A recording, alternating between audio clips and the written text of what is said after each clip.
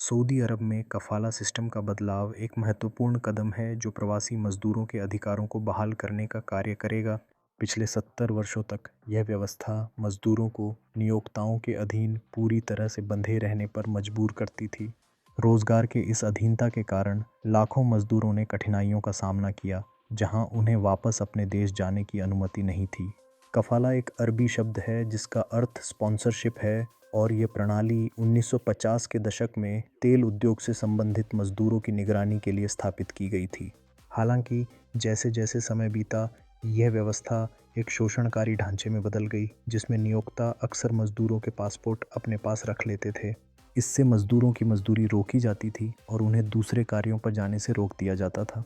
हालांकि अब सऊदी अरब में यह बदलाव न केवल मजदूरों के लिए राहत लाएगा, बल्कि इसके ज़रिए देश की अंतर्राष्ट्रीय छवि को भी सुधारने में मदद मिलेगी। नियोक्ता और विदेशी लोग अब अधिक स्वतंत्रता के साथ कार्य कर सकेंगे। यह कदम सऊदी अरब को एक आकर्षक डेस्टिनेशन में बदलने का इरादा भी रखता है, जहां निवेशक और नौकरी खोजने वाले लोग अपनी आकांक्षाओं को पूरा कर सकें। इस बदलाव से मजदूर अब बेहतर सुरक्षा महसूस करेंगे, जिससे वे अपनी नौकरियों में स्थायित्व और संतोष की उम्मीद कर सकते हैं। यह सुनिश्चित करेगा कि वे अपने अधिकारों के प्रति जागरूक हों और अपने बनाए गए सुरक्षित कार्य वातावरण में काम कर सकें।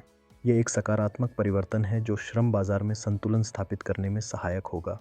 कुल मिलाकर सऊदी अरब में कफाला के अंत को श्रमिकों के अधिकारों की रक्षा में एक महत्वपूर्ण मील का पत्थर माना जा रहा है।